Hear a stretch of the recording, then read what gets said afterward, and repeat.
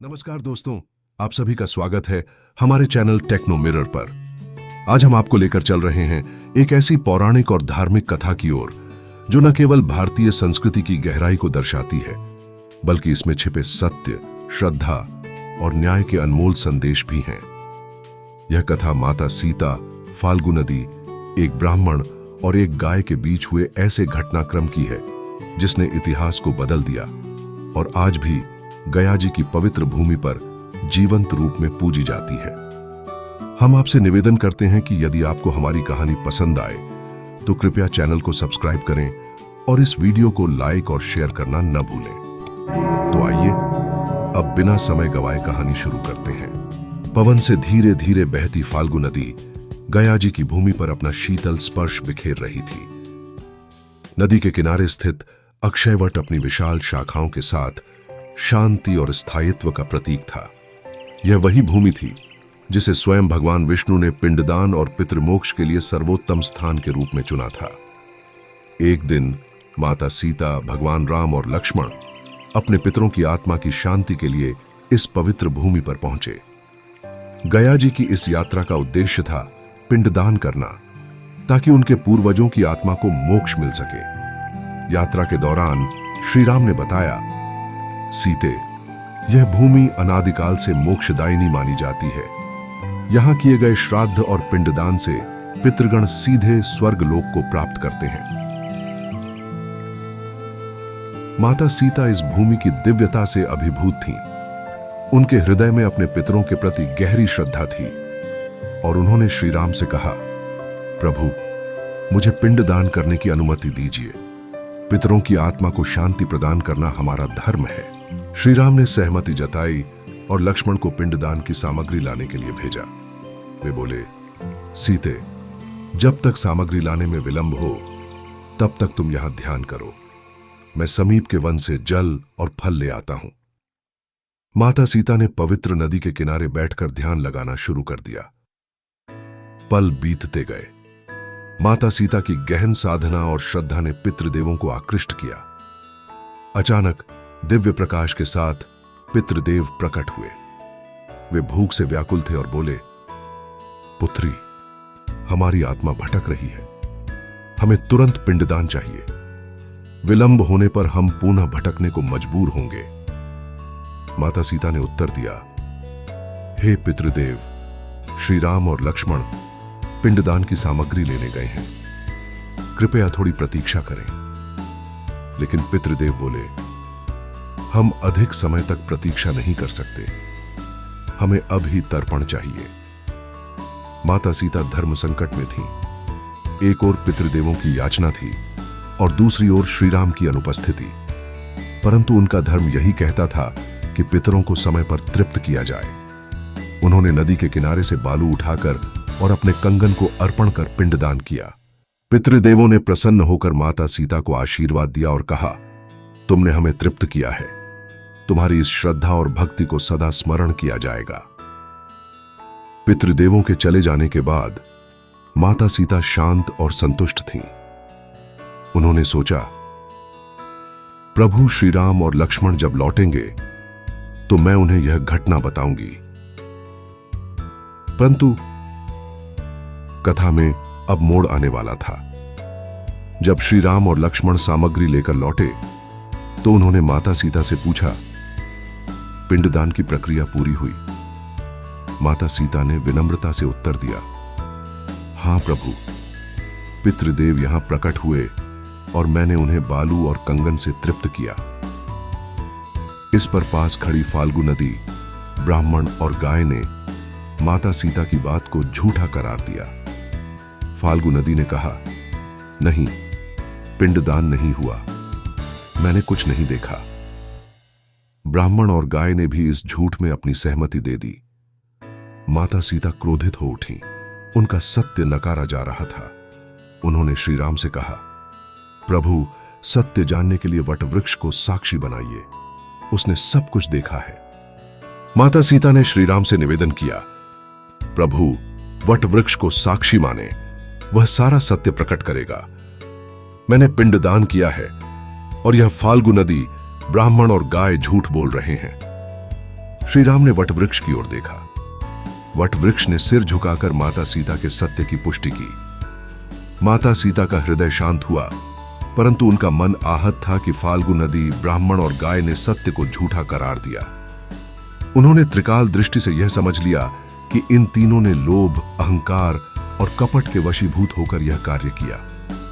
उनके मन में धर्म और सत्य की स्थापना के लिए न्याय करने का संकल्प प्रबल हुआ। माता सीता ने ध्यान मग्न होकर कहा, सत्यमेव जयते नानृतम सत्येन पंथा विततो देवयाना ये नाक्रमणत्युषो ह्याप्त कामा यत्र तत् सत्यस्य परमम निधानम। सत्य की ही सदा विजय होती है, असत्य की नहीं। सत्य ही देवत्व की ओर जाने का मार्ग है और सत्य ही धर्म का परम आधार है। फाल्गु नदी को संबोधित करते हुए माता सीता ने कहा, हे नदी, तुमने मेरे सत्य को झूठा कहा। आज से तुम्हें श्राप देती हूं कि तुम सदैव जलहीन रहोगी। तुम्हारा अस्तित्व केवल रेत में छिपा रहेगा और केवल गया जी की भूमि पर आने वाले भक्तों को ही तुम्हारे जल का स्पर्श प्राप्त होगा। नदी ने अपने कृत्य पर पश्चाताप किया, परंतु श्राप से बचने का कोई मार्ग नहीं था। माता सीता ने फिर ब्राह्मण को संबोधित किया, हे ब्राह्मण, तुमने अपने लोभ के कारण असत्य का साथ दिया। आज से मैं तुम्हें श्राप देती हूं कि गया जी में आने वाले पिंडदानियों को तुम्हारी सेवा के लिए धन और वस्त्र देना अनिवार्य होगा, परंतु तुम्हारे प्रयासों का फल अल्प होगा। लोभो मूलम पापस्य, लोभो मूलम दुखस्य, लोभो मूलम अपायस्य, तस्माल लोभम परित्यजेत।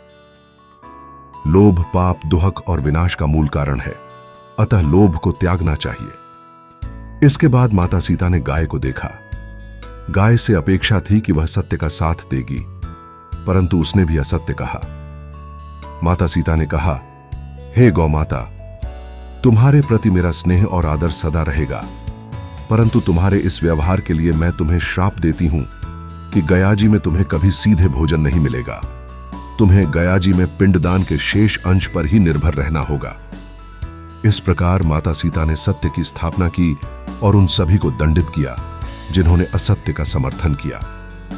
कुछ समय बाद भगवान राम और माता सीता समुद्र तट पर पहुंचे। समुद्र की लहरें मानो उनके चरणों का स्पर्श कर आशीर्वाद प्राप्त कर रही थीं। भगवान राम ने समुद्र की ओर देखा और कहा, हे सागर, मुझे मार्ग चाहिए ताकि लंका तक पहुंच सकूं और अधर्म का अंत कर सकूं। सागर ने विनम्रतापूर्वक निवेदन किया, न मान संरभणम कुर्यात प्रसादम कर्तुमर्हसि, जलम प्रकृति राक्षसम किन्नु तेन विगृह्यते।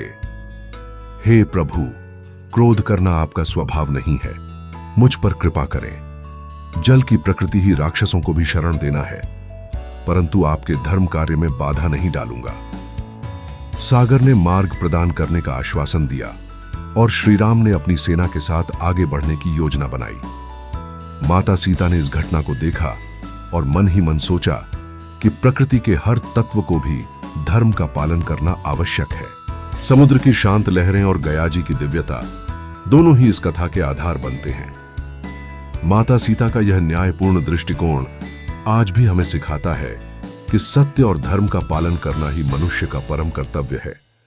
उनकी श्रद्धा और न्यायप्रियता ने यह सुनिश्चित किया कि पवित्र भूमि पर धर्म और सत्य सदा जीवित रहेंगे। यह कथा आज भी गया जी की भूमि पर, फाल्गु नदी की रेत में और वट वृक्ष की छाया में जीवित है, जो हर श्रद्धालु को सत्य, धर्म और न्याय का पाठ पढ़ाती है। गया जी की पवित्र भूमि पर माता सीता द्वारा दिए गए श्राप का प्रभाव तत्काल देखने को मिला। फाल्गु नदी, जो पहले सदा नीरा थी, अब जलहीन हो गई। उसकी धारा रेत के नीचे विलीन हो गई और केवल श्रद्धालु पिंडदान करने वाले लोगों के लिए ही उसके जल का अस्तित्व बना। ब्राह्मणों को पिंडदान के बदले में दान मिलने लगा, परंतु उनकी प्रतिष्ठा पहले जैसी नहीं रही। वहीं कर ही गया जी में गायें केवल पिंडदान के बचे हुए अंश पर निर्भर हो गईं। यह घटनाएं श्रद्धालुओं के बीच चर्चा का विषय बन गई। हर कोई इस बात पर विचार करता कि माता सीता का निर्णय कितना न्यायोचित था। इस घटना ने गया जी को एक दिव्य और रहस्यमयी तीर्थ स्थल बना दिया।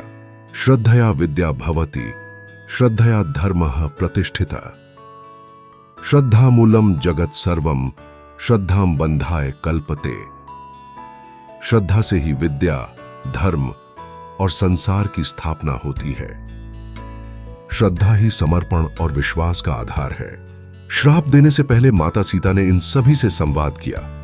उनका उद्देश्य केवल दंड देना नहीं था, बल्कि उनके कृत्य के पीछे के कारण को समझना था। माता सीता ने ब्राह्मण से पूछा, हे ब्राह्मण, तुमने असत्य का साथ क्यों दिया? क्या तुम्हें धर्म और सत्य का महत्व नहीं पता? ब्राह्मण ने सिर झुकाकर कहा, माता, मैं लोभ और भय के वशीभूत हो गया। मुझे लगा कि यदि मैं पितृदेवों की उपस्थिति का सत्य स्वीकार करूंगा तो मुझे कोई दान नहीं मिलेगा। माता सीता ने गंभीर स्वर में कहा, लोभ ही तुम्हारे पतन का कारण है, परंतु धर्म का मार्ग सत्य से ही प्रशस्त होता है। तुमने अपने लाभ के लिए धर्म का उल्लंघन किया है। इसके बाद उन्होंने गाय से पूछा, गौ माता, तुम तो साक्षात कामधेनु के वंशज हो।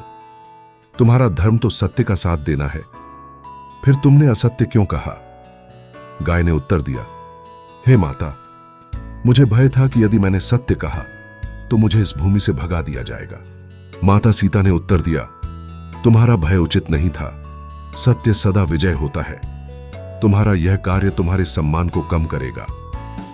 फाल्गु नदी से उन्होंने कहा, हे नदी, तुमने असत्य क्यों कहा? क्या तुम अपने पवित्र जल का महत्व भूल गई हो? फाल्गु ने अपने शांत प्रवाह में कहा, हे माता, मुझे लगा कि यदि मैंने सत्य कहा तो मेरी धारा को किसी के श्राप का सामना करना पड़ेगा। मैं स्वार्थी हो गई। माता सीता द्वारा दिए गए श्राप ने एक संदेश दिया कि सत्य का पालन न करना स्वयं के अस्तित्व को भी संकट में डाल सकता है। इस घटना के बाद गया जी की पवित्र भूमि पर पिंडदान का महत्व और बढ़ गया। श्रद्धालु वहां आने लगे और वट वृक्ष को साक्षी मानकर अपनी श्रद्धा व्यक्त करते। इस घटना के कुछ समय बाद भगवान श्री राम और माता सीता ने गया जी छोड़कर आगे की यात्रा शुरू की, परंतु यह कथा हर किसी के मन में घर कर गई। गया जी की भूमि पर आने वाले हर श्रद्धालु को यह कहानी सुनाई जाती। आज भी जब कोई गया जी में पिंडदान करता है तो फाल्गु नदी की सूखी धारा, वट वृक्ष की छाया और ब्राह्मणों के दान के रिवाज इस कथा की साक्षी देते हैं। यह कथा न केवल पिंडदान की महिमा को बढ़ाती है, बल्कि यह भी सिखाती है कि सत्य और धर्म के बिना जीवन अधूरा है। सत्यम ब्रूयात प्रियम ब्रूयात, मां ब्रूयात सत्यम प्रियम, प्रियम च नानृतम ब्रूयात, एष धर्मः सनातनः। सत्य बोलना चाहिए, परंतु प्रिय और मधुर सत्य। कटु सत्य से बचें, परंतु असत्य भी न बोलें। यही सनातन धर्म है। यह कथा आज भी गया जी के कण कण में जीवित है। हर भक्त जो इस भूमि पर आता है, माता सीता के न्याय और धर्म के इस अमर संदेश को महसूस करता है। उनकी भक्ति और त्याग का यह रूप हमें सत्य, धर्म और न्याय की ओर प्रेरित करता है। माता सीता के द्वारा श्राप दिए जाने के बाद गया जी में अजीब सी शांति छा गई। सभी देवता और पितृ आत्माएं माता के न्याय को स्वीकार करते हुए उन्हें नमन कर अंतर्धान हो गए। गया जी में उपस्थित लोगों ने देखा कि फाल्गु नदी की धारा अचानक धीमी हो गई और फिर सूखने लगी। गायें मंथर गति से चलती हुई ऐसे दिखीं जैसे किसी अदृश्य शक्ति ने उन्हें चेतावनी दी हो। वहीं ब्राह्मणों की स्थिति बदलने लगी। लोग उन्हें सम्मान देने के बजाय प्रश्न करने लगे। माता सीता ने भगवान श्री राम की ओर देखा और कहा, प्रभु, धर्म की स्थापना और सत्य का पालन करना स्त्रियों का भी दायित्व है। मैंने जो निर्णय लिया वह केवल न्याय के लिए था। भगवान श्री राम ने गंभीर स्वर में कहा, धर्मः सत्यम परं मूलम, धर्मे सत्यम प्रतिष्ठितम, यत्र धर्मस्तत्र सत्यम, सत्यम धर्मस्य दर्शनम। धर्म का आधार सत्य है। जहां धर्म है वहां सत्य है, और जहां सत्य है वहीं धर्म का वास्तविक स्वरूप प्रकट होता है। इस घटना के बाद गयाजी के पवित्र स्थल को लेकर अनेक चर्चाएं होने लगीं।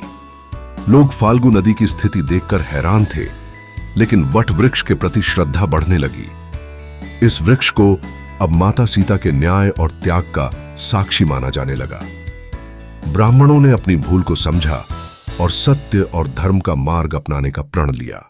एक वृद्ध ब्राह्मण ने माता सीता से प्रार्थना करते हुए कहा, माता, हम सभी से भूल हुई है, कृपया हमें क्षमा करें।